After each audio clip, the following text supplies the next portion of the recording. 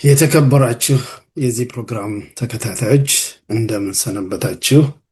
ይህ ዋሽንግተን ዲሲ በምትገኘው የኢትዮጵያኖች ሰባተኛ ቀን አድቬንቲስት ቤተክርስቲያን እየተዘጋጀ የሚቀርብላችሁ ሳምንታዊ የሰንበት ጥናት የመጽሐፍ ቅዱስ ጥናት ፕሮግራማችን ነው። ይሄ በተለምዶ አነጋገራችን የሰንበት ትምህርት ጥናት የምንለው ነው። እንግዲህ እንደምታውቁት በዚህ ሩብ ዓመት ከእግዚአብሔር ጋር ያለን ግንኙነት ማሳደግ በሚል ርዕስ ላይ ነው እየተነጋገርን እያጠናን ያለ ነው። ከዚህ ጋር ተያይዞ የተለያዩ ርዕሶችን አንስተን ተነጋግረናል። ዛሬ የምናጠናው ስድስተኛውን ትምህርት ነው።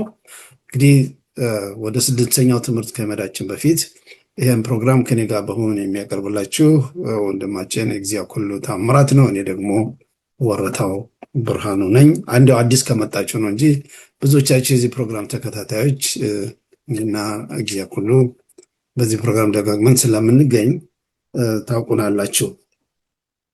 እና ጥናታችን ከመጀመራችን በፊት እግዚአብሔር መንፈስ ቅዱስን በጸሎት እንጋብዘው። የምትወደን የምታፈቅረን አምላካችን አባታችን እግዚአብሔር አብ፣ እግዚአብሔር ወልድ፣ እግዚአብሔር መንፈስ ቅዱስ በዚህ ሰዓት ይህንን ለሕይወታችን ካንተ ጋር ላለን ግንኙነት እድገት መሰረት የሆነ ርዕስ አንስተን በምናጠናበት ጊዜ፣ ስለ ጸሎት በምነጋገርበት ጊዜ አንተ በመካከላችን በመገኘት አስተምረን ትናገረን ዘንድ እንጠይቅሃለን። ሁሉንም ለአንተ አስረከብን ስለ ስም ስትል አሜን። እና ቅድም እንዳልሁት ይሄ እያጠናን ያለነው ከእግዚአብሔር ጋር ያለንን ግንኙነት እንዴት እናሳድገው በሚል ነው። የምታስታውሱ ከሆነ ባለፈው ሳምንት እና ከዛም በፊት ከእግዚአብሔር ጋር ያለን ግንኙነት ለማሳደግ የእግዚአብሔርን ቃል ማጥናት ወሳኝ እንደሆነ ሰፋ አድርገን አንስተን ተነጋግረንበት ነበር። ያን ስናነሳ ከዚህ ጋር አብሮ ሌላ ወሳኝ የሆነ ድርጊት ማድረግ ያለብን ካለ የጸሎት ጉዳይ ነው። ስለ ጸሎት እንግዲህ ለመንፈሳዊ እድገታችን ከእግዚአብሔር ጋር ላለን ግንኙነት ስለሚኖረው ኑራና ሚና ጸሎት ምንድን ነው? እንደዚሁም ደግሞ ከተለያዩ የጸሎት የእምነት አርበኞች የጸሎት አርበኞች ህይወት እያነሳን ዛሬ እንመለከታለን። እንዲያው በአጠቃላይ እንዲያው ሁልጊዜ በምናገረው ታሪክ ሊጀምር የዛሬውን ጥናታችን። በአንድ ወቅት ታላቁ ሳይንቲስት አልበርት አንስታይን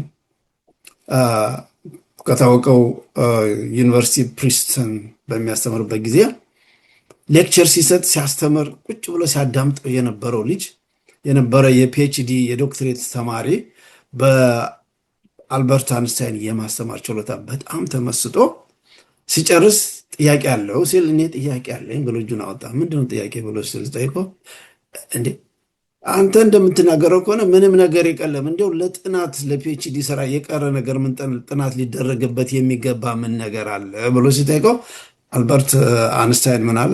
ጸሎትን ሞክረው፣ ስለ ጸሎት ጥናት አድርግ እና እሱ ያልተነካ ርዕስ ነው አለ። እና እንግዲህ ዛሬ እኔና ወንድሜ እግዚአብሔር ሁሉ ከእናንተ ጋር ሆነን የምንመለከተው ይሄ አልበርት አንስታይን ሞክረው ያለውን ጸሎት አስመልክቶ የእግዚአብሔር ቃል ምን ይላል፣ ከእግዚአብሔር ጋር ባለን ግንኙነት ውስጥ ይሄ ምን አይነት ሚና አለው፣ ያሳድገዋል፣ ያቀጭጨዋል፣ እንዴት ነው ይህንን የምናየው ብለን አብረን እንመለከታለን። ከሁለት ሳምንት በፊት ስለ መጽሐፍ ቅዱስ አንስተን ስንነጋገር ሐዋርያው ጳውሎስ በኤፌሶ ምዕራፍ 6 ከቁጥር 17 ጀምሮ ሲያነሳው ስለ የመንፈስ ዕቃ ጦር ይናገር ነበር። ከነዛ አንዱ የመንፈስ ሰይፍ ነው እና የመንፈስ ሰይፍ እኔ ምን ብየዋለሁ? ሐዋርያው ጳውሎስ በዚህ ዘመን ቢኖር ኖሮ ምናልባት የመንፈስ ሰይፍ የሚለውን አስወግዶ የኒውክለር ቦምብ ነው ብሎ ያስቀምጠው ነበር። ምክንያቱም ጠላታችን ዲያብሎስን በቀላሉ ሊያጠፋልን የሚችል የእግዚአብሔር ቃል ነው። ጸሎትም እንደዚሁ ትልቅ የውጊያ መሳሪያ ነው። እንዲያውም ካለዚህ የመንፈስ መሳሪያ የትም ልንደርስ አንችልም። በመንፈሳዊ ሕይወታችን አንድ የታወቀ ጸሐፊ ጽፍ ምን አለ? ከመሳሪያዎቹ ሁሉ ከመንፈሳዊ መሳሪያዎች ሁሉ ትልቁና ዋናው ጠላት ዲያብሎስ የሚፈራው መሳሪያ ካለ ጸሎትን ነው። ጠላት እንዳንጸልይ ካደረገን የጸሎት ሕይወታችን በጣም ደካማ ከሆነ ድል አድርጓል። ይህን ያውቃል። ስለዚህ በተለያየ መንገድ የጸሎት ሕይወት እንዳይኖረን ጥረት ያደርጋል። ጆን ስቶት የተባለ እንግሊዛዊ ጸሐፊ ሲጽፍ ምን አለ? ጸሎት ይላል ከመንፈሳዊ መዋጊያዎቻቸው ሁሉ ትልቁ መሳሪያ ጸሎት ነው። ከመንፈሳዊ መዋጊያችን ሁሉ ጠላት የሚፈራው የሚንጠረጠረው የሚንቀጠቀጠው የጸሎት ሕይወት ያለውን ሰው። ይህን ደግሞ ዛሬ እንግዲህ የተለያዩ የጸሎት የመንፈስ አርበኞችን ሕይወት ድል ያደረጉ በዕብራውያን ምዕራፍ 12 ምዕራፍ 11 ስማቸው የተነሳ የተለያዩ የመንፈስ አርበኞችን የጸሎት ሕይወት እያነሳን እንናገራለን፣ እንመለከታለን። ነገር ግን ጸሎት ምንድን ነው ብዬ አንድ ነገር እንደው በአጠቃላይ ጸሎት እንዲህ ያደርጋል፣ ጸሎት መሳሪያ ነው አሉ እንጂ ጸሎት ምንድን ነው የሚለውን ጥያቄ መልሰን መሄድ አለብን። ሰንበት ትምህርቱ የሚለውን ላንብብ፣ ከዛ መታሰቢያ ጥቅሱን አነብና ወደ እሑዱ እንሄዳለን። ጸሎት ይላል፣ ጸሎት ከእግዚአብሔር ጋር የጠበቀ ግንኙነት ለመፍጠር አስፈላጊ ነው። እንግዲህ ጸሎት ከእግዚአብሔር ጋር ግንኙነት የምናደርግበት የመገናኛ መሳሪያ ነው፣ የመገናኛ መስመራችን ነው። ስለዚህ ጸሎት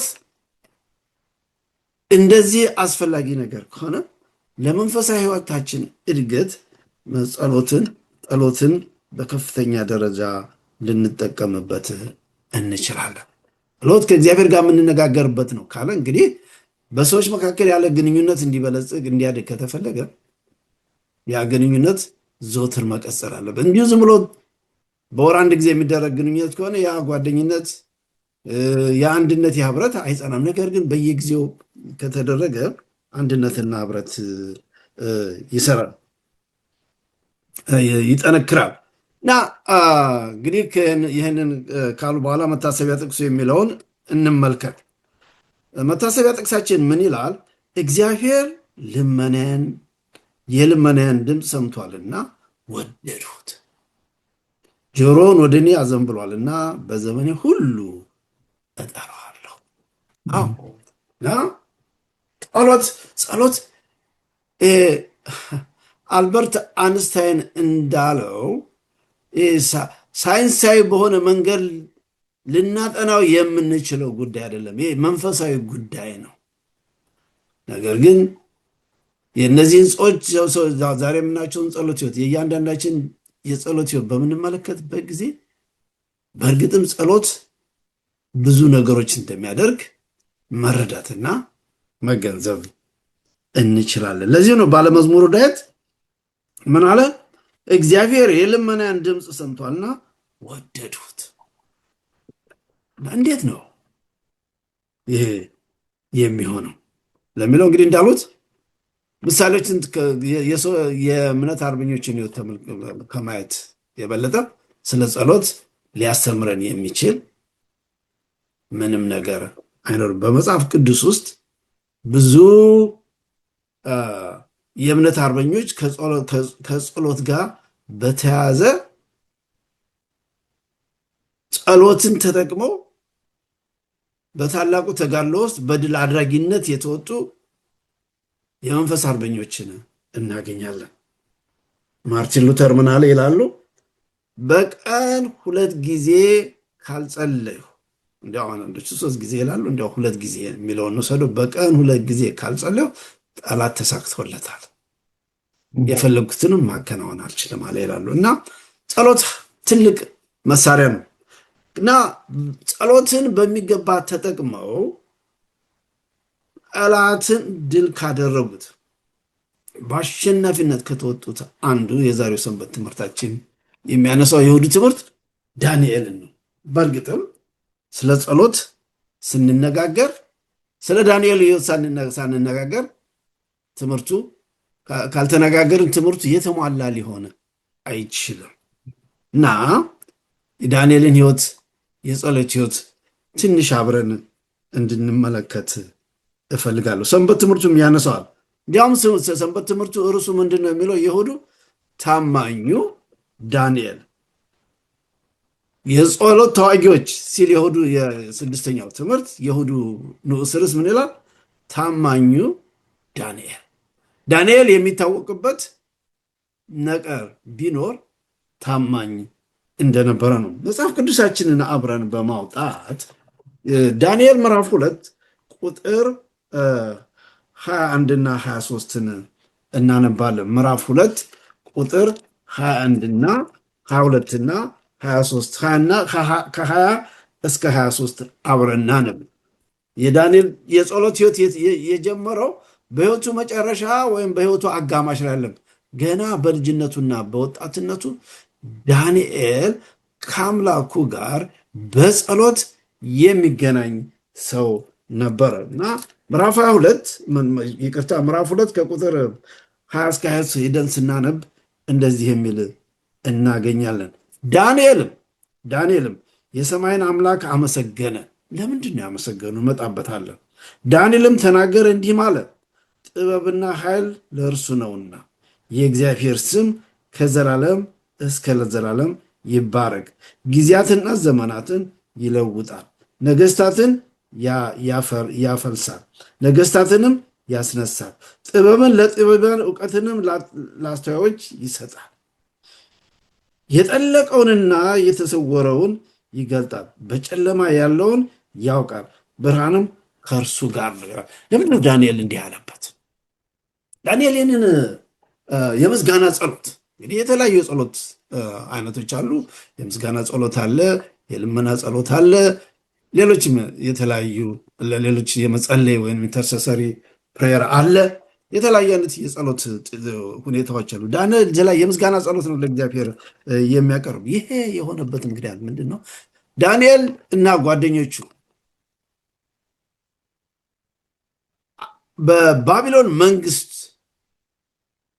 የስልጣን እርከን ውስጥ አገልግሎት ውስጥ ተመድበው በማገልገል ላይ ባሉበት ሰዓት አንድ አስቸጋሪ ሁኔታ ተፈጠረ። ያ ምንድነው? ንጉሱ ህልም አይቶ ህልሙንም ረሳው። ዳንኤልንም ሌሎችንም የባቢሎን መንግስታት አዋቂዎችና ጥበበኞች ጠርቶ ህልሙንም ፍቹንም ንገሩኛል። ይህ እንግዲህ ተደርጎ የማይታወቅ ነው። መጽሐፍ ቅዱስን የምታውቁ መጽሐፍ ቅዱሳችሁን የዳንኤል ምዕራፍ 2 ሄዳችሁ በምታነቡበት ጊዜ ይህንን ታሪክ ታገኙታላችሁ። እና ንጉሱ እነዚህ ሰዎች መልስ ሊሰጡት ባለመቻላቸው ምክንያት ህልሙንም ትርጉሙንም ሊረጉር ባለመቻሉ ምክንያት እርምጃ ሊወስድ ተነሳ። እናንተ አጭበርባሪዎች ናችሁ፣ እንዴት ይህን ያክል ጊዜ አስተምሬ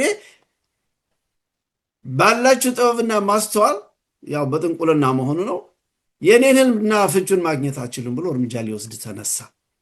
በዚህ ምክንያት የዳንኤልና የጓደኞቹ የሌሎችን ጥበበኞች ህይወት አደጋ ላይ ወደቀ። ዳንኤል የተወሰነ ጊዜ እንዲሰጠው ጠየቀ። ከንጉሱ አለቃ ፈቃድ አገኘ፣ ከንጉስ ዘንድ ፈቃድ አገኘ። ዳንኤል ያደረገው አንድ ነገር ነበር። ከጓደኞቹ ጋር በእግዚአብሔር ፊት በጸሎት አረበ እና ሰንበት ትምህርት እንደሚነግረን ዳንኤል በመጽሐፍ ቅዱስ ውስጥ ካሉ ታላላቅ ጀግኖች አንዱ ነው። ለምን?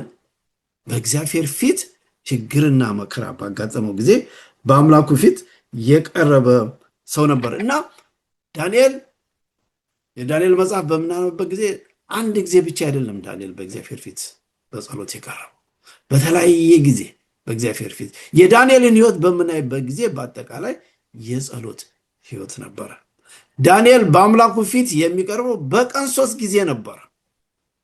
እንግዲህ ከዳንኤል ሕይወት የምንማረው አንዱ ነጥብ ምንድን ነው? በእግዚአብሔር ፊት ውጤታማ እንድንሆን ከተፈለገ ዘወትር በጸሎት በእርሱ ፊት ዳንኤል 3 ጊዜ ከጸለየ እኔማ ስንት ጊዜ መጸለይ አለብኝ? ይሄ የጸሎት ሕይወት ቅድም እንዳልነው ከእግዚአብሔር ጋር የሚያገናኘን መስመር ከሆነ ያ መስመር ዘወትር ክፍት መሆን አለበት ማለት ነው። ከእግዚአብሔር ጋር ዘወትር መናገር አለብን ማለት ነው። ያን የምናደርገው ደግሞ በጸሎት ነውና ዳንኤል በቸገረው ጊዜ ወደ አምላክ የእጅ ጋረኛ ጮኸ፣ እግዚአብሔርም ሰማ ይላል መጽሐፍ ቅዱስና ወደ እግዚአብሔር ቀረበ። እግዚአብሔር ጸሎቱን ሰማ፣ መልስ ሰጠው። ትንቢቱን ብቻ ሳይሆን ማነው ራእዩን ብቻ ሳይሆን ወይም ህልሙን ብቻ ሳይሆን ትርጉምንም እግዚአብሔር ሰጠው። ስለዚህም ነው ዳንኤል ቅድም ያነበብነው በዳንኤል ምዕራፍ 2 ከቁጥር 20 እስከ 23 ያነበብነውን ዳንኤል በእግዚአብሔር ፊት የምስጋና ጸሎት ያቀረበው። ይሄ ብቻ አይደለም። ምዕራፍ 6ን ሂደን በምናነበት ጊዜ ዳንኤል በመጸለዩ ምክንያት የጸሎት ሰው በመሆኑ ምክንያት በአምላኩ ፊት ዘወትር በጸሎቱ በመቅረቡ ምክንያት ጠላቶቹ በእሱ ላይ አሴሩበት። ታማኝ በመሆኑ ምክንያት የተጣለበትን ኃላፊነት የመንግስት ኃላፊነት በታማኝነት በመወጣቱ ምክንያት ሰዎች በእሱ ላይ አሴሩበት እና እንደ ወንጀል የተቆጠረበት ለጥፋት ወይም ህይወቱን ለአደጋ ያደርሳል ብለው ያመኑበት ነጥብ ዳንኤል የጸሎት ሰው ነው። ስለዚህ ይሄ ሰውዬ የሚያደርገው ይሄ ጸሎት እንዲያቆም እናድርግ። ምክንያቱም ያን ከጠየቁ ዳንኤል ጸሎቱን እንደማያቆም ስለሚያውቁ ይህንን ሴራ አሰሩ። ሆኖም ግን እግዚአብሔር አሁንም ከዳንኤል ጋር ነበረ እና ዳንኤል አስቸጋሪ ሁኔታ ሲያጋጥመው ጸለየ። ዳንኤል አገር አማን በነበረበት ጊዜ አገልግሎቱ በንጉሱ በመሪዎቹ በነገስታት ዘንድ በታወቀበት ጊዜ ይጸልይ ነበረ እና እኛ የምንጸልየው እንዴት ሲቸግረን ነው ወደ እግዚአብሔር በጸሎት የምንቀርበው? ሲያስፈልገን ነው ወደ እግዚአብሔር በጸሎት የምንቀርበው? ወይስ የጸሎት ህይወት ማለት ምን ማለት ነው? አንድ ነገር ለዚህ ሰው ይሄ ነገር ህይወቱ ነው ካልን ምንድን ነው? ያን ነገር ሁልጊዜ ያደርገዋል ማለት ነው። ለዳንኤል ህይወቱ ጸሎት ነበር፣ የጸሎት ሰው ነበር። ስለዚህ እግዚአብሔር ይህንን የጸሎት ሰው ደግሞ ችግር ባጋጠመውና መከራ በደረሰበት ጊዜ አልተውም። ባለመዝሙሩ ዳዊት በእግዚአብሔር በሳምንት 3 ጊዜ ይጸልይ ነበር። በነገራችን ላይ ይሄ ሰንበት ትምህርት ስለ ክርስቶስ ላነሳ ነበር። ነገር ግን ይሄ ሰንበት ትምህርት ጸሎትን አስመልክቶ 2 ክፍል አለው፣ በዚህ ሳምንትና በሚቀጥለው ሳምንት እና ዛሬ ፎከስ የምናደርገው በአዲስ ኪዳን ውስጥ በብሉይ ኪዳን ውስጥ የተነሱ የተወሰኑ ሰዎች ስም ላይ ነው። ከነዚህ አንዱ እንግዲህ ዳንኤል ነው እና የዳንኤል የጸሎት ህይወት ጊዜ ስለሌለ ጊዜ እዚህ ላይ ላቁም። ሀሳብ አንተ ካለ መጨመር ትችላለህ። ዳንኤል የሚጸልየው ሲቸግረው ብቻ ሲያስፈልገው ብቻ አይደለም። ዳንኤል ምን ጊዜ ይጸልይ ነበር? ምክንያቱም ከአምላኩ ጋር የዘውትር ግንኙነት እንዲኖረው ይፈልግ ነበር እና ከዳንኤል ህይወት የምንማረው ይሄ ነው። እሺ፣ በዚህ ላይ ሀሳብ ካለ ጨምርና ወደሚቀጥለው እንሄዳለን። ሁሉን ብለዋል። ወደሚቀጥለው እንሄድ። ከዛ አብሬ ጨምር። እንግዲህ ያው የሚቀጥለው የጸሎት አካል አቋም ይላል። ጸሎት ዳንኤል እንዴት ነበር የሚጸልየው? ይጸልያል ብለናል። ዳንኤል እንዴት ነበር የሚጸልየው? ሌሎችስ ምንድን ነው? በምን አይነት ሁኔታ ነው በእግዚአብሔር ፊት በጸሎት መቅረብ ያለብን? በዚህ ሁኔታ ውስጥ ባህል የሚጫወተው ሚና አለ። አይሁዶች እንዴት ነው የሚጸልዩት ነው የሚለው በተለያየ ቦታ መጽሐፍ ቅዱስ ስማቸው ያነሳው። ዳንኤል እንዴት ነበር የሚጸልየው? ለምሳሌ እና የጸሎት አካላዊ አቋም ምን መምሰል አለበት? ዜር ስፔሲፊክ የተወሰነ የአቋም ሁኔታ አለ ወይስ እንዴት ነው? እሺ፣ አመሰግናለሁኝ። አንድ ነገር ቅድም ካልከው ላይ ብጨምር ስለ ዳንኤል ይህ የዳንኤል የጸሎት ልምድ ችግሩ ሲነሳ የመጣ አይደለም። በህይወቱ ውስጥ ሲለማመደው የነበረው ስለነበረ ለሱ አንድ ነገር ሲሆን፣ አንድ ነገር ሲፈጠር የመጀመሪያ እርምጃው ሰው ጋር ሄዶ ማውራት ሳይሆን ወደ ጌታ ጋር ነው የሚሄደው እና በዳንኤል መጽሐፉ ስንመለከት ያ ነው ቋሚ የሆነ ባህሪው ማለት ነው እና ምን ያህል የጸሎት ሰው እንደሆነ በእርግጥም ትምህርታችን የጸሎት ተዋጊዎች ይባላል። በእርግጥም ዳንኤል አንደኛው የጸሎት ተዋጊ እንደሆነ በመጽሐፍ ውስጥ እናያለን። በዛም ውስጥ ሁሉ እግዚአብሔር እንደረዳውም እንመለከታለን። አሁን እንግዲህ ወደ የጸሎት አካላዊ አቋም የሚለውን እንደጠየከኝ በብዙ መንገድ ያን ያህልም አነጋጋሪ የለም። ግን በሌላ መንገድ ደግሞ አንዳንድ ጊዜ ሰዎች አከራካሪ ጉዳይም አድርገውት ያቀርቡታል። ለምሳሌ አሁን ጳውሎስ በአንደኛ ተሰሎንቄ 5:17 ላይ ሳታቋርጡ እንግዲህ ይህ የጸሎት ቅድም እንዳልከው የምንጸልየው ስንቸገር ብቻ ሳይሆን በየጊዜው ያለማቋረጥ ከእግዚአብሔር ጋር ያለንን ግንኙነት ለማጠንከር ነው። በዮሐንስ 14:15 ላይ እንደሚነግረን ከግንዱ ጋር ተጣብቀን ለመኖር ከፈለግን ከግንዱ የምናገኘውን ኃይል ያለማቋረጥ ማግኘት አለብን። ስለዚህ ያ እንዲሆን ደግሞ የሚያደርገው የኛ የጸሎት ህይወት ነው። ለዚህ ነው ጳውሎስ ሳታቋርጡ ጸልዩ የሚለው። በየጊዜው በማንኛውም ሁኔታ ከጌታ ጋር መገናኘት አለብን። ስራም እየሰራንም ቢሆን መገናኘት አለብን። በምንሰራው ላይ ሲሆን ጌታን ማማከር አለብን በሁሉም ነገር። ግን አሁን ጥያቄው እንዳልከው ሳታቋርጡ ጸልዩ ሲባል ታዲያ ሁልጊዜ በየቦታው የሄድኩ ተንበርክኬ ልጸልይ ነው ወይ የሚል ጥያቄ ይመጣል። ወይስ ራሴን ዝቅ አድርጌ መኪና እየነዳው እያለ አይ ለአንድ ጊዜ አይኔን ብጨፍን ምንም አይደለም እና መኪና እየነዳው አይኔን ጨፍኜ ልጸልይ ወይ የሚባለውም ጥያቄ ይመጣል። ግን አይደለም፣ እንደዛ አይደለም። እንደውም እህታችን ሲስተር ዋይት ስትናገር ምን ትላለች? ዋናው የአካላዊ አቋም ጉዳይ ሳይሆን የታማኝነታችን የልባችን ቅንነት ነው በጣም አስፈላጊ የሚሆነው። ከአካላዊው አቋም የበለጠ መሆን ያለበት እሱ ነው። የልባችን ጉዳይ የአካላዊ አቋማችንን ይበልጣል። የልባችን ቅንነት፣ የልባችን በእግዚአብሔር ፊት ራሳችንን ዝቅ አድርገን መቅረብ ከአካላዊው አቋም ጋር በጣም ይበልጣል። ግን አካላዊ አቋም አስፈላጊ ነው ትላለች እና መጽሐፍ ቅዱስ በተለያዩ ሁኔታዎች የተደረጉ ጸሎቶችን ይነግረናል። በተለያዩ ግን ይህ ጸሎት አንደኛ በተለይም በቤተክርስቲያን ውስጥ ስንሆን የቤተክርስቲያን የጸሎት ሰዓት ሲሆን መንበርከኩ አስፈላጊ ነው። ለምን? ራሳችንን ማንነታችንን በአምላክ ፊት ለምሳሌ እኮ አንዳንድ ጊዜ አይተህ እንደሆነ ወሬ በባህልም ብትል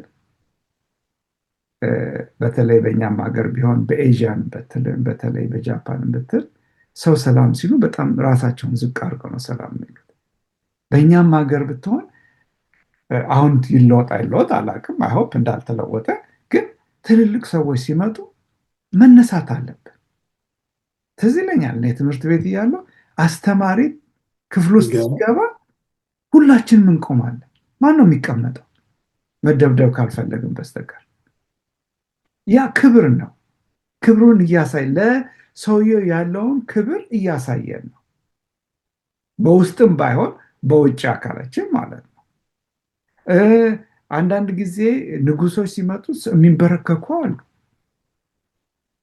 ያ ምን ያህል ለነሱ ያለንን ክብር ለማሳየት የሚደረግ የአካሉ አገላለጽ ጉዳይ ነው እና ለሰው እንደዛ የምናረግ ከሆነ ለፈጣሪያችን ላቆመን፣ ለሚያራመደን፣ ለሚያስተነፍሰን በየዕለቱ የሚያስፈልገንን ለሚሰጠን ከሁሉም በላይ ከሞት ወደ ሕይወት ላመጣን አምላካችን ምን አይነት ክብር ነው የምንሰጠው ነው ጥያቄው።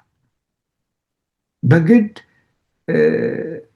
እንደው ተገደን የምናደርገው ጉዳይ ሳይሆን ጌታ ማን እንደሆነ አውቀን ገብቶን ለእኔ ምን እንዳደረገልኝ አውቄ ገብቶኝ እሱ ስላደረገው ካለኝ የፍቅር ካለኝ የአክብሮት የተነሳ እንኳን በፊቱ መቆም መንበርከክ ሰውነቴን እንኳን እታች ባስገባው ለሱ እኮ ያንሰዋል። ስለዚህ በቤተ ክርስቲያን ውስጥ በተለይ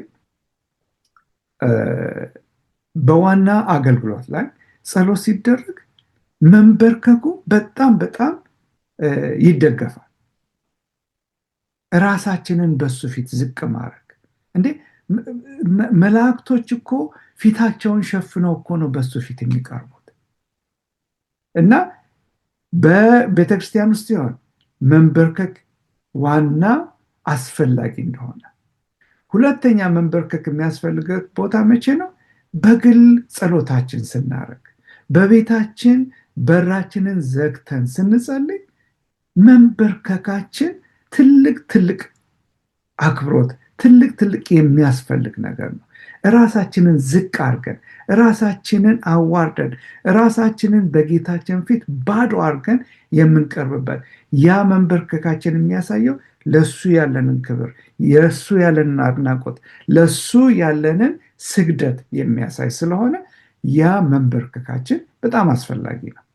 እንደውም በመጽሐፍ ቅዱስ ውስጥ ምሳሌ ልንጠቅስ እንችላለን። ለምሳሌ ዳንኤል 6 ላይ ስናነብ ይላል፣ ዳንኤል 6:10 ዳንኤል ጽሕፈቱን እንደተጻፈ ባወቀ ጊዜ፣ እንግዲህ የዛን ጊዜ ጓደኞቹ ከአንተ ሌላ ማንም ሰው እንዳያመልክ ለ30 ቀን አውጅ ተብሎ ያ እንደሰማ ያውቋል። እሱ ላይ እንደመጣ ያውቋታል። ያን እንደሰማ ምንድን ያደርገው? ዳንኤል ጽሕፈቱ እንደተጻፈ ባወቀ ጊዜ ወደ ቤቱ ገባ። የእልፍኙንም መስኮቶች ወደ ኢየሩሳሌም አንጻር ከፍቶ ቀድሞም ያደርግ እንደነበረ በየዕለቱ 3 ጊዜ በጉልበቱ ተንበርክኮ፣ ይሄ የጸሎት ተጋዳይ የሚባለው ሰው በጉልበቱ ተንበርክኮ እግዚአብሔርን ያመሰግን ነበረ። ሌላው ደግሞ ታላቁ ሰማዕት የተባለው እስጢፋኖስ በሐዋርያ ምዕራፍ 7 ቁጥር 60 ላይ እንደዛ ሲደበደብ መጨረሻ ላይ አውጥተው በድንጋይ ሲወግሩት ምን ይላል? እስጢፋኖስ ይላል ተንበርክኮ ጌታ ሆይ ይህን ኃጢአት አትቁጠርባቸው። ተንበርክኮ በጌታ እንደዛ እየተደበደበ ማን ነው ካልተንበረከክ ብሎ እሱን የሚወቅሰው? በዛ ጊዜ ማን ይወቅሰዋል? ግን እስጢፋኖስ ለእግዚአብሔር ካለው ፍቅር የተነሳ ተንበርክኮ ለሚደበድቡት ሲጸልይ ነበር። ጴጥሮስ በሐዋርያት 9:40 ላይ ጴጥሮስም ሁሉም ወደ ውጭ አስወጥቶ ተንበርክኮ ጸለየ፣ ወደ ሬሳውም ዞሮ ጣቢያ ሆይ ተነሽ አላት። ለሞተችዋ ልጅ ሲጸልይ ተንበርክኮ ነው። ሌሎችም ብዙ ምሳሌዎች አሉ። ስለ ጳውሎስ እንናገራለን። ለምሳሌ ጳውሎስ የኤፌሶን ሽማግሌዎች ጠርቶ ካነጋገራቸው የመጨረሻ ንግግሩን ካረገ በኋላ በሐዋርያ 20:36 ላይ ምንድን ነው የሚለው?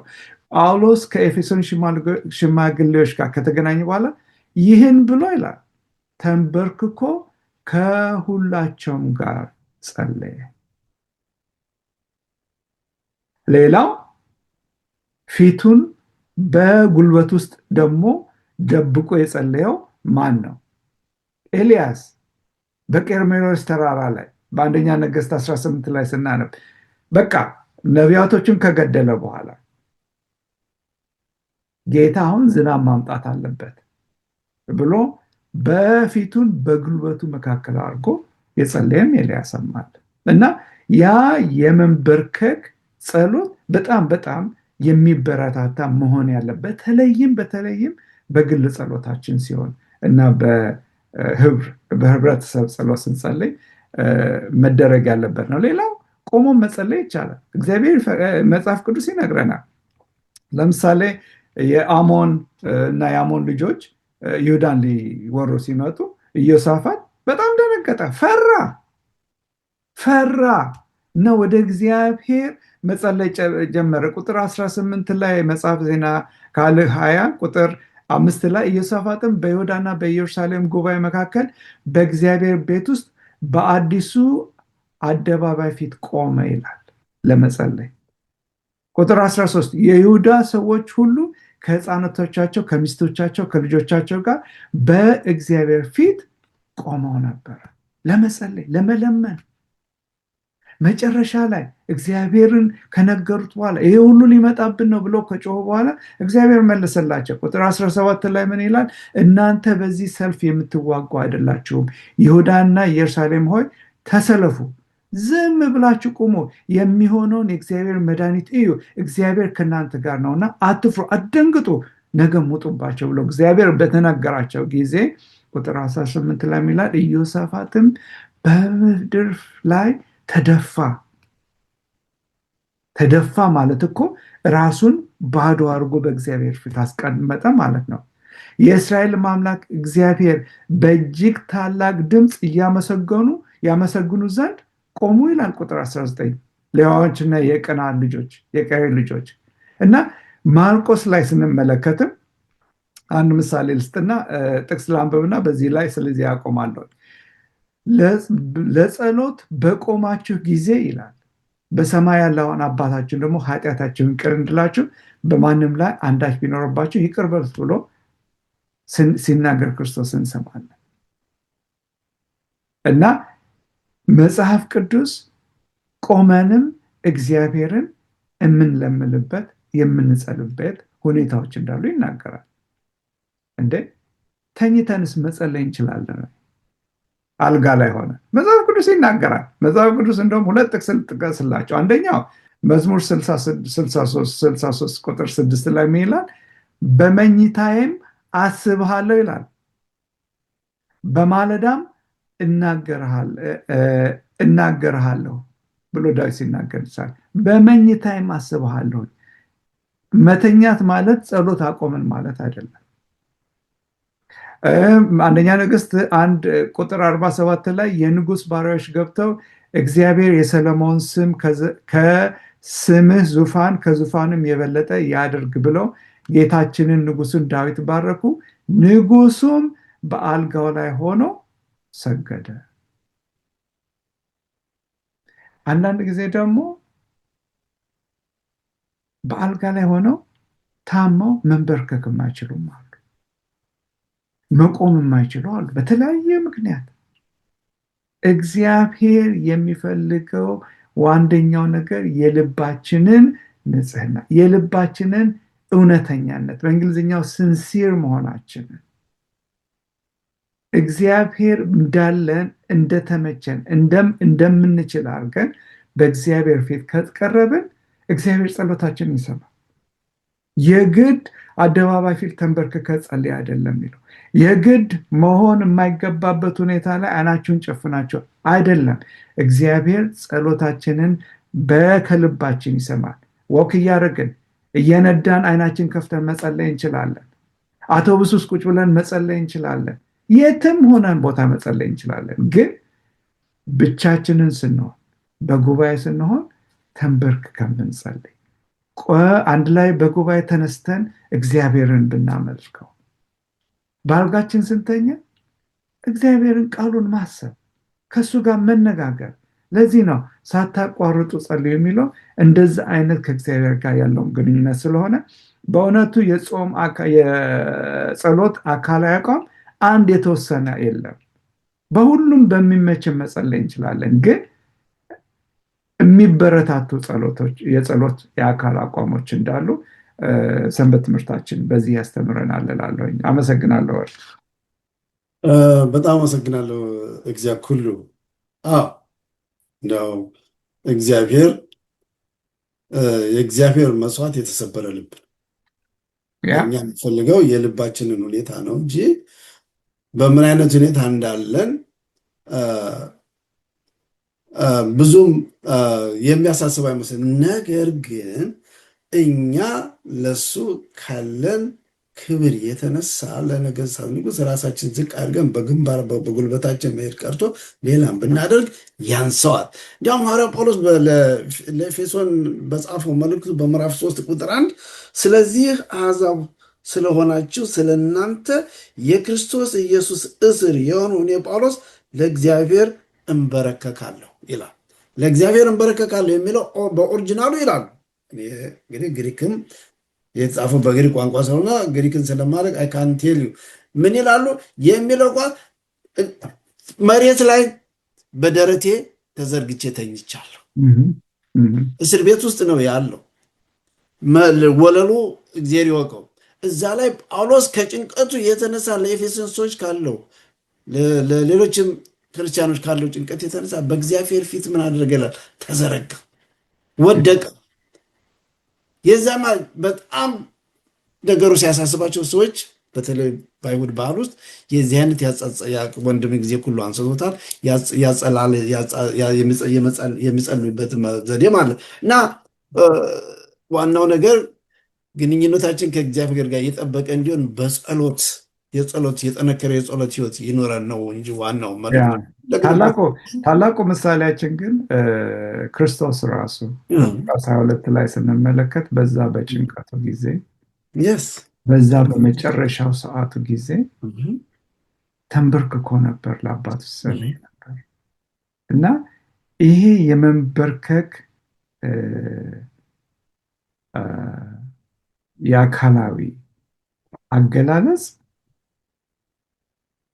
ራሳችንን ባዶ አድርገን እግዚአብሔር በእኛ ውስጥ ሊያደርግ የሚችለውን ነገር እንዲያደርግ። ሌላኛው ደግሞ ምንድን ሰንበት ትምህርታችን ምን ይላል መሰለ?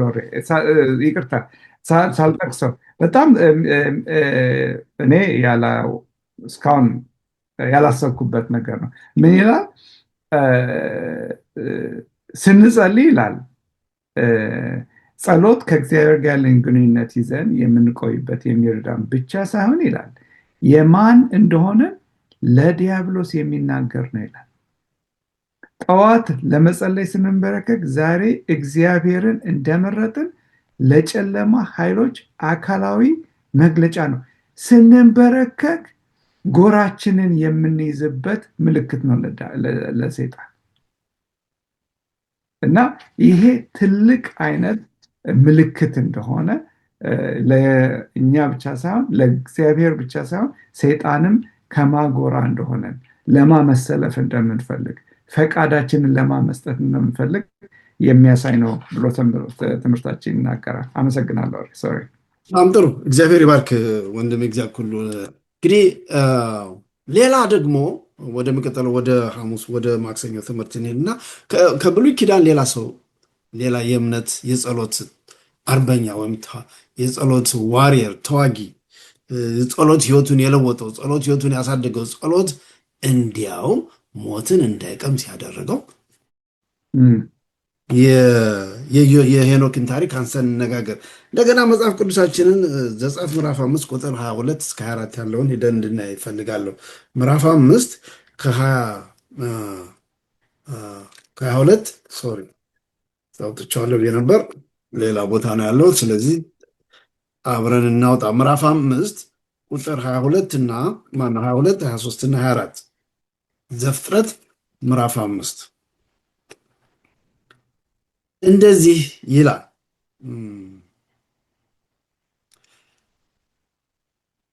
ሄኖክም 165 ዓመት 21 ነው ጀምረው።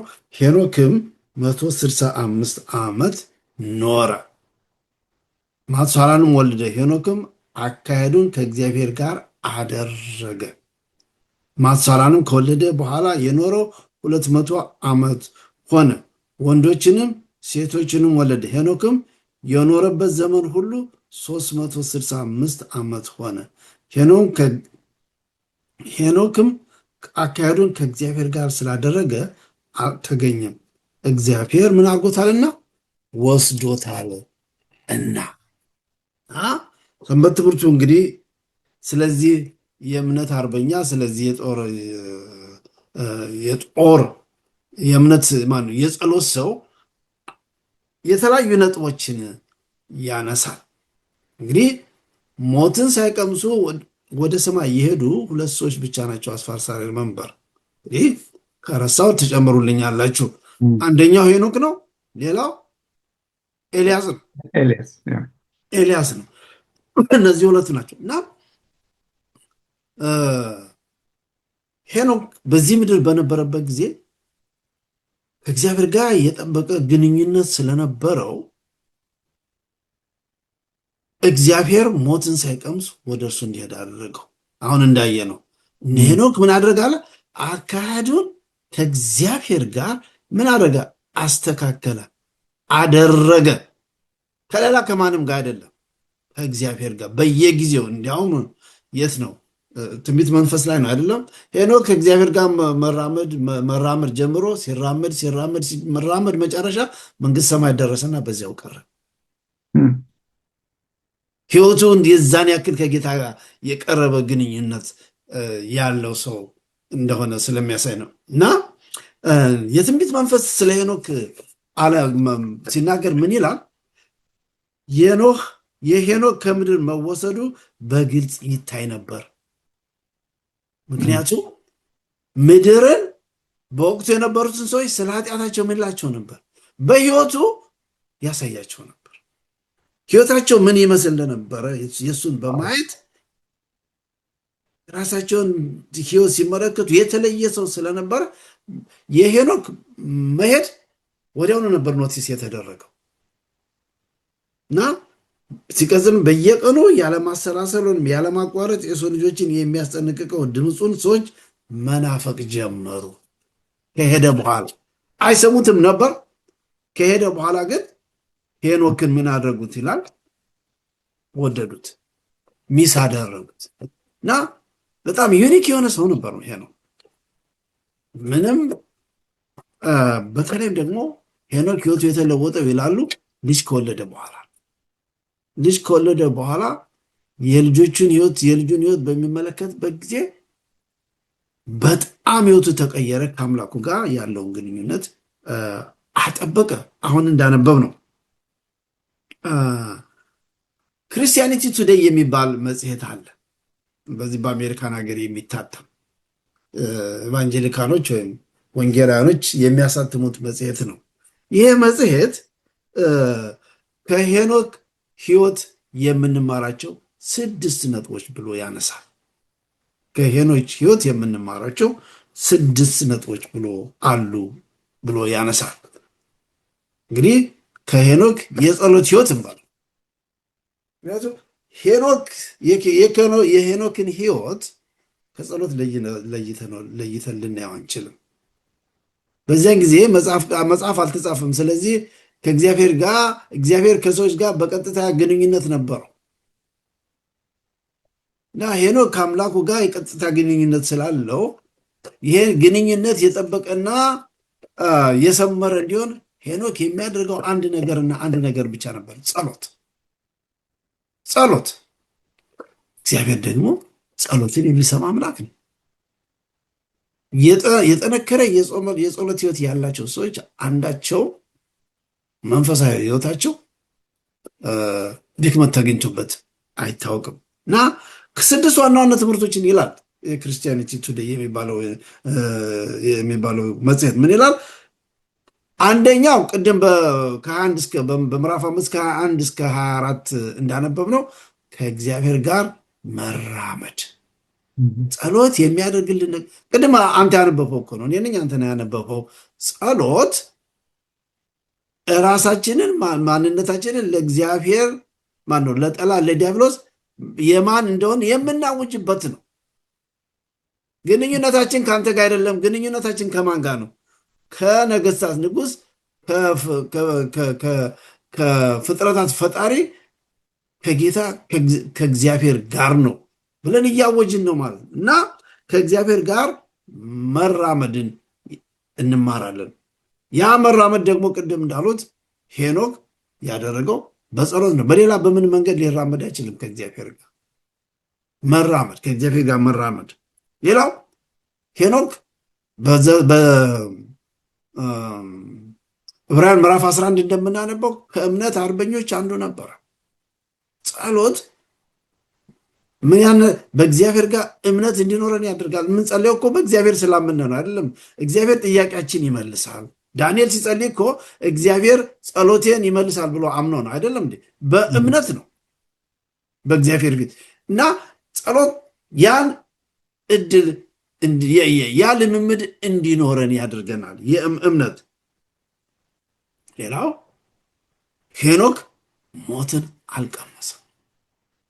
የሚገርም ነገር ከእግዚአብሔር ጋር ካለው የጠበቀ ግንኙነት የተነሳ ሞትን ሳይቀምስ ወደ ሰማይ ሄደ እና ጸሎት እስከዚህ ሄኖክ በእኛ ህይወት ሊከሰት ይችላል። እኔ አምናለሁ መሆን ይችላል ብዬ ምንድነው ከእግዚአብሔር ጋር እንደ ሄኖክ አይነት የሰመረ የጠበቀ ግንኙነት ካለን ወደዚያ ደረጃ ልንደርስ እንችላለን። እና ሌላው የነቢይነት ድምፅ ቅድም ስለው የነበረውን ሰምታችሁኛል። ምንድን ያሉ የሄኖክ ከምድር መወሰዱ በግልጽ ይታይ ነበር። ለምን? በየቀኑ ያለማስተሰረር ያለማቋረጥ የሰው ልጆችን የሚያስጠነቅቀው ድምፁን ሰዎች መናፈቅ ጀመሩ። ነቢይ ነበር ሄኖክ፣ ከነቢያቶች አንዱ ነበር። ስለ ሄኖክ በብሉይ ኪዳን ከተጻፈው ይልቅ በአዲስ ኪዳን ብዙ ተጽፎ እናገኛለን። ዕብራውያን 12 ሄደን ስናነብ፣ እንደዚሁም ሌሎችም ቦታ ዕብራውያን 11 ሄደን ስናነብ፣ ያዕቆብ ምዕራፍ ቁጥር 13 እና 14 ሄደን ስናነብ፣ ሌላው ለእግዚአብሔር መገኘት ራስን ማዘጋጀት። ሌላው የሄኖክ ሕይወት የሚያስተምረን ይሄንን ነው። ራሳችንም ዘወትር ለእግዚአብሔር ማዘጋጀት። ጸሎት ትልቅ መሳሪያ ነው። ጠላት ዲያብሎስ ቅድም እንዳልነው ያ እንዳይሆን በህይወታችን ውስጥ የማያደርገው ጥረት የለም። ትልቁ ነገር የሚያደርገው ምንድነው? ጊዜያችን ይሰርቃል። ጊዜያችን በተለያየ ሁኔታ ባሉባልታ እንድናጠፋው ያደርገናል። አንደኛው በአሁኑ ጊዜ ትልቁ መሳሪያው እጃችን ውስጥ ያለው ሴልፎን ነው።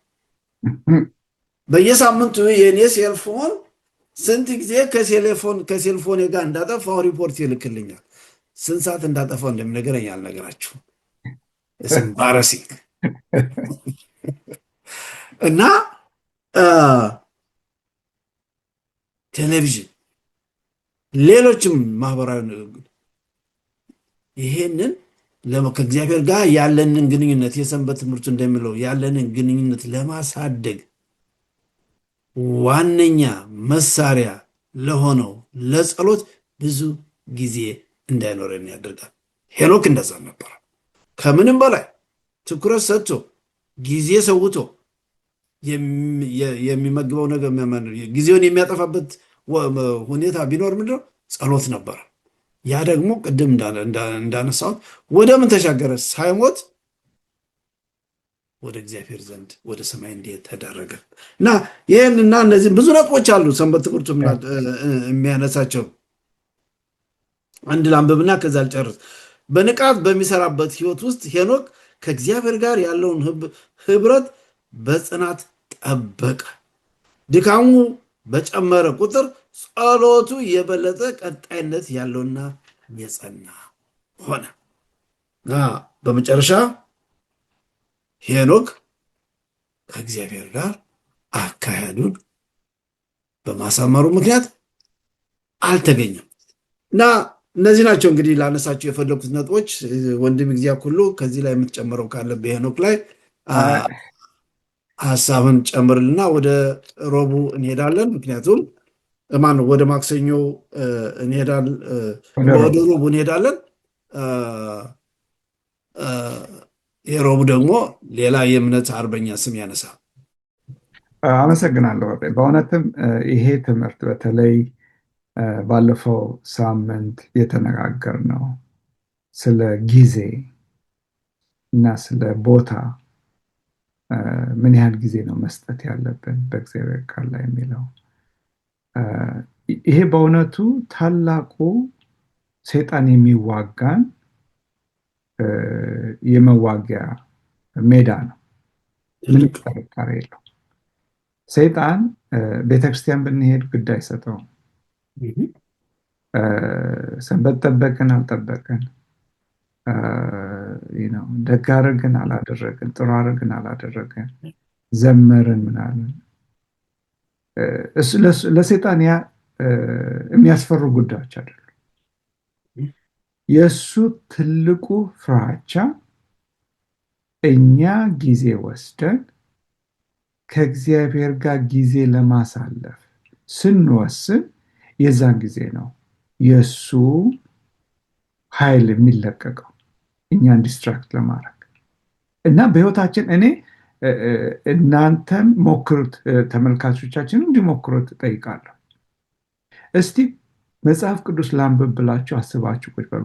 በአእምሯችሁ ውስጥ የሚመጣ ጉዳይ፣ በአካባቢያችሁ የሚነሱት ጉዳዮች 10 ጊዜ በተለይም አሁን ወሬ እንዳልከው ይሄ በስልካችን ውስጥ ያለው ነገር ምን ያህል ከእግዚአብሔር ሰዓታችንን እየሰረቀ እንደሆነ ግልጽ ነው፣ ምንም ጥያቄ የለው።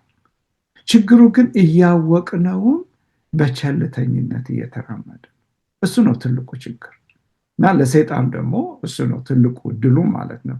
እኛን ዲስትራክት ሲያደርገን፣ እኛን ከቃሉ ሲያወጣን ትልቁ ድሉ የእሱ ነው እና ይሄንን ነገር በእውነት በተለይም ባለፈው ሳምንትና በዚህ ዘመን እየተነጋገርንባቸው ያለውትን ትምህርቶች በቸልተኝነት ባንወስዳቸው ከኔ ጭምር በጣም አስፈላጊ ነው። በሄኖክ ላይ ስታወራ አንድ ነገር ልጨምርና ሰንበት ትምህርታችን ይላል። እኔ ህፃን እያለሁ ወጣት እያለሁ ገና ብዙም አሁንም ብዙ አላቅም፣ ግን ከዚህ የበለጠ ሳላቅ እኔ እላለሁ ድሮ እንደነ ጳውሎስ ጊዜ ብኖር ወይ እንደነ ሄኖክ ጊዜ ብኖር ጠንካራ ክርስቲያን ነበር። ምክንያቱም እነሱ የተለዩ ሰዎች አድርጌ መለከታቸው ነበር። ነገር ግን እነዚህ ሰዎች እንደኛው ናቸው። በኃጢአት ዓለም ውስጥ ያለው አሁን ስንናገር ሰንበት ትምህርታችን ሲያስተምረን እግዚአብሔር ከዓለም ተለይተን እንድንኖር አይደለም የጠራን። እንደ መነኩሴ ለብቻችን ተገልለን ብቻ እግዚአብሔር በዓለም ውስጥ ሆነን ለዓለም ለዚህ ለጨለማው ዓለም ብርሃን እንድንሆን ያስቀመጠ። ያንን ብርሃን እንደምንሆነው እንደ ሄኖክ አብረን እየተጓዝን ከእግዚአብሔር ጋር አብረን እያወራን ከእግዚአብሔር ጋር በተግባራችንም በስራችንም በሄድንበት በቸርች ብቻ አይደለም፣ እያንዳንዱ በምንሰራው ስራ እያንዳንዱ በምንሄድበት ቦታ የክርስቶስን ጸባይ ማሳየት የኛ ጥሪ ነው። እግዚአብሔር የጠራን በዛ ነው እና ሄኖክም እንደዚህ አይነት ኑሮ ሳይሞት ሞትን ሳይሄድበት ያለማቋረጥ ከእግዚአብሔር ጋር ባለው መንገድ ነው ያደረገው ጉዞ።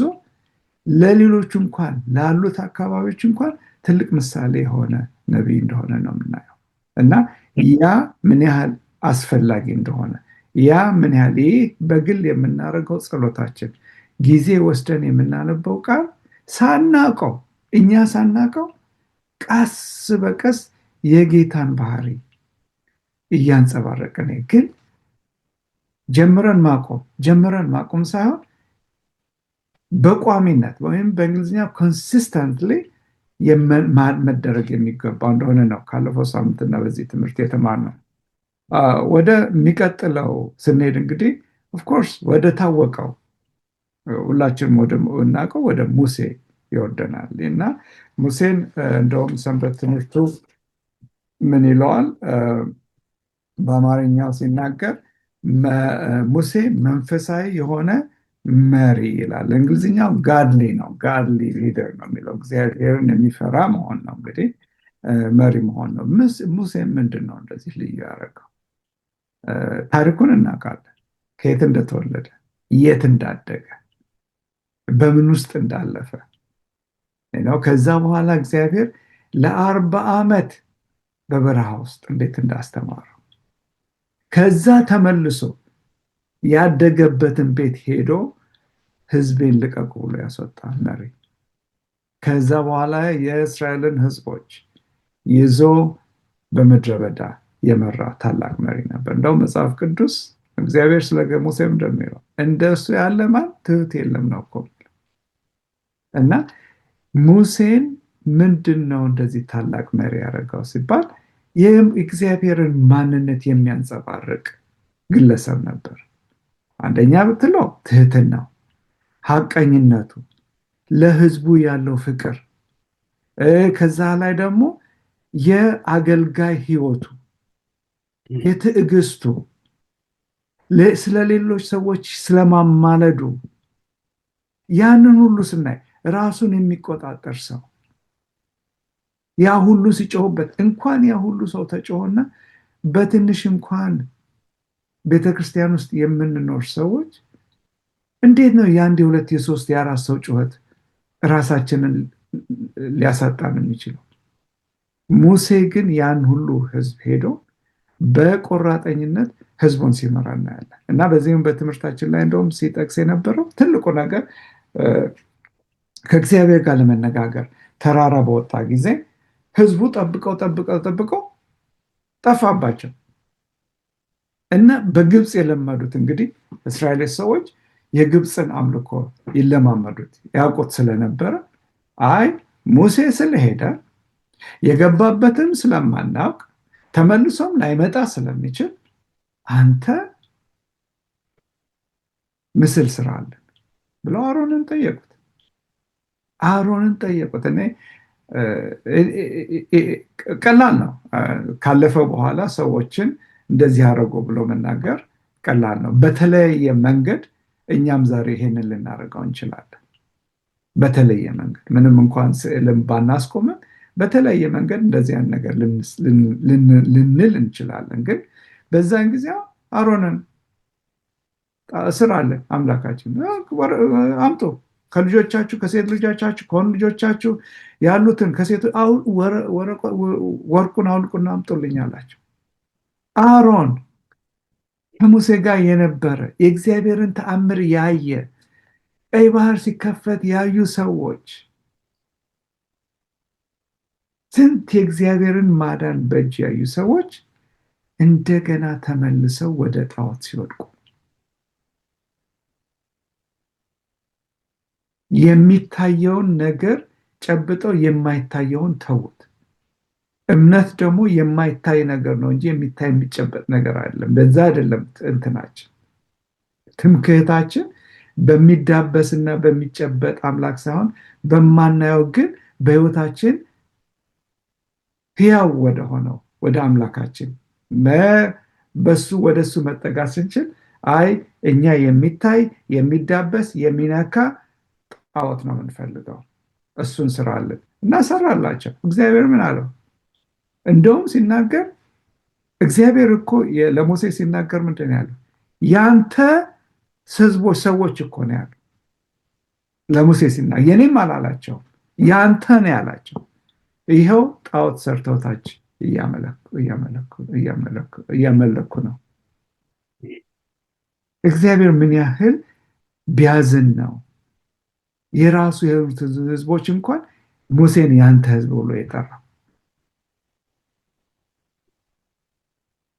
ሙሴ ታዲያ ምን አለ? ተመልሶ እግዚአብሔርን ሲያናገረው ያንተ ህዝቦች፣ አንተ ያወጣሃቸው ሰዎች ብሎ የእግዚአብሔርን ማንነት፣ የእግዚአብሔርን ቸርነት፣ የእግዚአብሔርን ምሕረት ያሳየው እንደገና መቁጠር ጀመረ።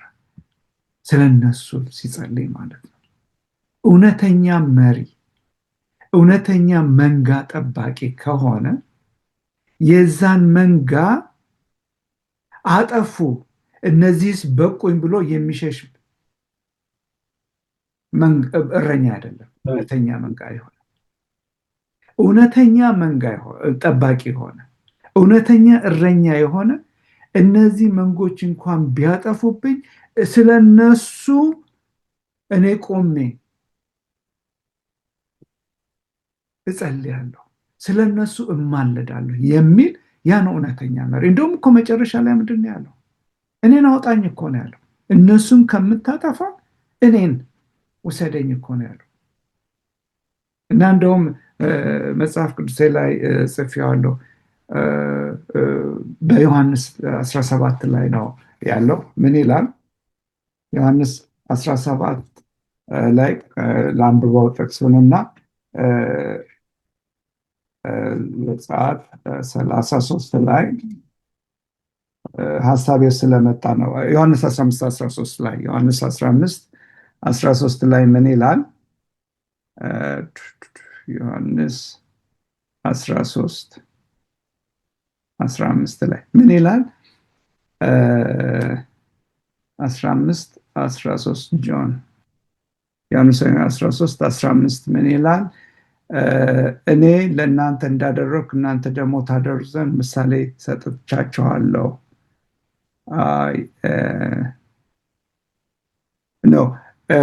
ነፍሱን ለወዳጆቹ ከሚሰጥ ይልቅ ከዛ የበለጠ ወዳጅ ማን አለ የሚለው ጥቅስ ነው የፈለኩት የነበረው። ሙሴ እኮ ያ ነው። ሙሴ ግን ስናየው ክርስቶስን የሚያንጸባርቅ እኮ ባህሪ ነበረው። ለበጎቹ ሲል ክርስቶስ ራሱን አሳልፎ ሰጠ። ሙሴም እኔን ውሰደኝ አለው። ከዛ የበለጠ መሪ ምን አለ? በአሁን ጊዜ ወሬ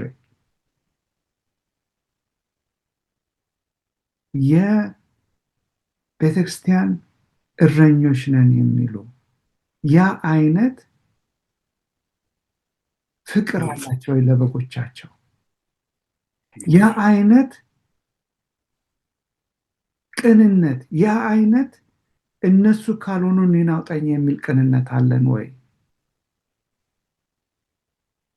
አሁን የምናያቸው እኮ አንድ ነገር ካልተስማማን ጥለን መሄድ ነው። ከነዚህ ጋር ዲል አላረግም እኮ ነው። ሙሴ እንደዛ ቢሆን ኖሮ የት ይኮን ነበር? እና የሙሴ ታላቅነት የሚያሳየው አንደኛ ትህትና፣ ራሱን ተቆጣጥሮ ሰዎችን በሱ ምክንያት በነሱ ንዴት ምክንያት ከነአን ሳይገባ እኮ የቀረ መሪ እኮ ነው። በእውነት ቤተክርስቲያን የመንጋ ጠባቂ የተባሉት ከሙሴ ብዙ ሊማሩ፣ እኛም ከሱ ብዙ ልንማር ይገባል። አንደኛ ከሐሙሱም ጋር ብሬት ላጠቃለውና አንደኛ የእግዚአብሔርን ባህሪ ያንጸባረቀ መሪ ነበር። እንደውም መጽሐፍ ቅዱስ ምን ይላል? ክርስቶስን እግዚአብሔር እንዳየ እግዚአብሔር ይላል ሩሩህ ቸር አምላክ፣ ለቁጣ የዘገየ ፍቅሩና ታማኝነቱ የበዛ፣ ፍቅርህ ለሺህ የሚጠብቅ፣ ክፋትን አመፃና ኃጢአትን ይቅር የሚል። እንደ ሙሴ ይቅር የሚል ያለ መሪ ማን አለ? ሚሪያምን እንዴት ይቅር እንዳላት ያ ሁሉ ካረገችበት በኋላ በሚስቱ ከመጣችበት በኋላ አንደኛ እሱ። ሁለተኛ ድፍረት ያለው መሪ ነበር። ከእግዚአብሔር ባለው አቋሙ ማንም ምንም ቢናገር የሚናወጥ መሪ አልነበረ። ከዛ በኋላ ደግሞ ምንድነው? የእግዚአብሔርን ቃል ኪዳን እየቆጠረ ያን በዛ ላይ የሚታመን መሪ ነበር። መጨረሻም ትልቁ ቻለንጅ በጣም አስቸጋሪ የሆነው የእግዚአብሔርን ፈቃድ ጥሩም ሆነ መጥፎም ሆነ የሚቀበል መሪ ነበር። ለዚህ ነው መጨረሻ ላይ እግዚአብሔር እኮ አትገባም ከነአን ሲለው እሺ ብሎ ተቀበለ። እና እንደዚህ አይነት መሪ ነበር ሙሴ። ይህንን ታዲያ ያደረገው በምንድን ነው? እንዴት ችሎ ነው የሚለውን ስናይ ከእግዚአብሔር ጋር በነበረው የጥብቅ ግንኙነቱ ነበረ። እግዚአብሔርን ፊት ለፊት በድምፅ እየተነጋገሩ የሚመራ መሪ ነበረ። እና እንደዛ አይነት መሪ እግዚአብሔር እንደ ምሳሌ አድርጎ ስለሰጠን በእውነት እግዚአብሔርን እጅግ አድርጌ አመሰግናለሁ። ሰዓታችን ስለጨረስን በዚሁ ላጠቃልል ወሬ። እሺ ወንድም ኩሉ በጣም እግዚአብሔር ይባርክ። በእርግጥም ስለ የጸሎት ህይወት፣ ስለ ጸሎት አንስተን ስንነጋገር፣ የጸሎት አርበኞች አንስተን ስንነጋገር ስለ ሙሴ ህይወት አለመናገር የሚቻል ጉዳይ አይደለም። ምክንያቱም ሙሴ የጸሎት ብዙ ተጠቃሚ ሰው ነበር። ያ ደግሞ አሁን እንዳለው ይህን አንገተ ደንዳና ህዝብ ችሎ በቂ አመራር እንዲሰጥ ያደረገው የጸሎት ህይወት ስለነበረው ስለዚህ ምን ማለት ነው? በሌላ አነጋገር ከእግዚአብሔር ጋር የጠበቀ ግንኙነት ሆል ፐርፐዝ እኮ ጸሎት ምንድነው? ከሰማይ ጋር ያለንን ግንኙነት ቻናል ክፍት አድርጎ ሁልጊዜ ክፍት አድርጎ መተው ማለት ነው። ምንጊዜም ኮሚኒኬሽን አለ ማለት ነው። ግንኙነት አለ። መግቢያው ላይ እንዳነሳ ነው ዘወትር ግንኙነት ካለ ማነው ግንኙነቱ ምን እያደገ ይሄዳል። መነጋገር ካለ ችግር ሲመጣ ወደ አምላክ ለችግሩ መፍትሄ ያገኛል። ነገሮች ቅድም አንተ ያለው ነገር ዳንኤል መጸለይ የጀመረው ችግሩ ሲመጣ ብቻ አይደለም፣ ወይም ችግሩ ሲፈጠር አይደለም። ዘወትር ጌታ ኢየሱስ ክርስቶስን ምን አለ? ዘወትር ያሳደገው ባህሪው ነው። በቃ የነበረው ነው። ያው እኮ ነው እንትን ያረጋቸው። አንዳንድ ጊዜ አላለም ዘወትር ሁልጊዜ፣ አንዳንድ ጊዜ አላለም ሁልጊዜ ጸልዩ። ቢኮዝ የጸሎትን ጥቅም ራሱ ጌታ ኢየሱስ ክርስቶስ ያውቀዋል።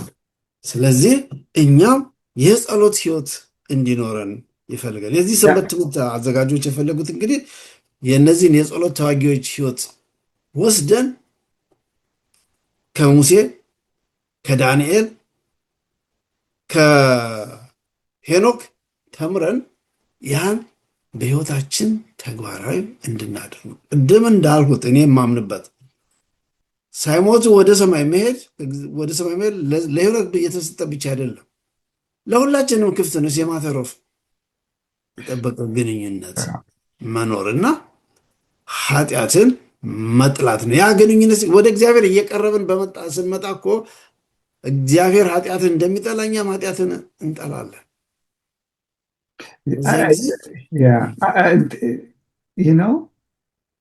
ይህን ከእግዚአብሔር ጋር ያለን ግንኙነት የጠበቀ እንደሆነ አሁን እንዳልከው እኛ የማናስበውን ነገር እንኳን ለማድረግ እኮ እንችላለን። የማንጠብቀው ቀደም ላነበው የነበረው ጥቅስ ምንድነው? ምዕራፍ 15 ዮሐንስ ቁጥር 13 ነፍሱን ስለ ወዳጆቹ ከመስጠት ይልቅ ከዚህ የሚበልጥ ፍቅር ለማንም የለውም። ሙሴ እንደ ሰው ሆኖ እንደዛ ማድረግ ያስቻለው ነገር ቢኖር ከእግዚአብሔር ጋር ጊዜ በማሳለፍ ነው። እኛም እኮ ያ ፖቴንሻል አለን። ችግሩ ምንድን ነው? ጊዜያችንን አናሳልፍም።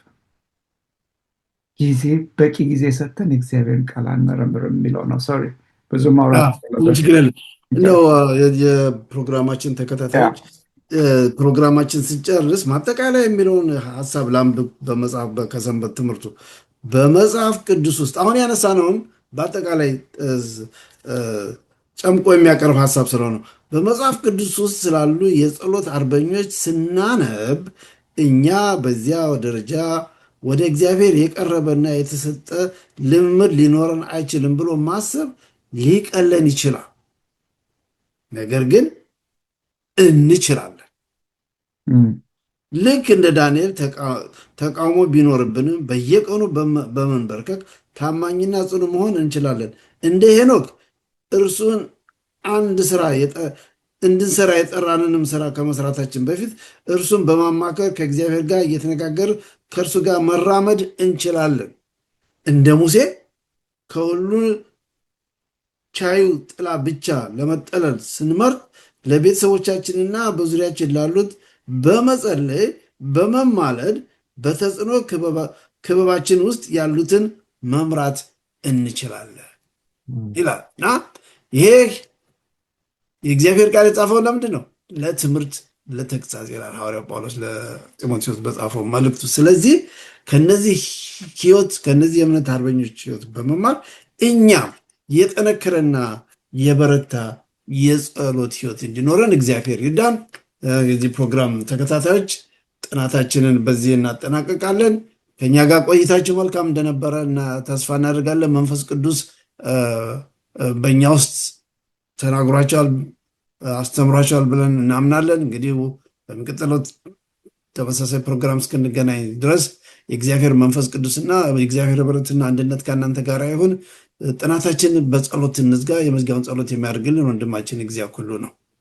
እሺ እንጸልይ። ጌታ አባት፣ ጌታ አምላክ እናመሰግንሃለን በእጃችን ላይ ስላለው ቅዱስ ቃል። አባት ይህ ቃል በህይወታችን ሕያው እንዲሆን በተማርነው መኖር እንድንችል አካሄዳችንን ከአንተ ጋር እንድናረግ አንተ ትረዳን ዘንድ እንማጸንሃለን። ጌታ አባት ሆይ እባክህ በእኛ ላይ ተስፋ ትቁረጥ። እባክህ አባት ሆይ በየቀኑ ያንተን ጸጋ ያንተን ምሕረት በተለይም ደግሞ መንፈስ ቅዱስን በእያንዳንዳችን ላይ ታወርድልን ዘንድ እንለምንሃለን። ለመንግሥትህ አብቃን። በጌታ በኢየሱስ ክርስቶስ ስም ስትል ጸሎታችንን ስማን። አሜን አሜን።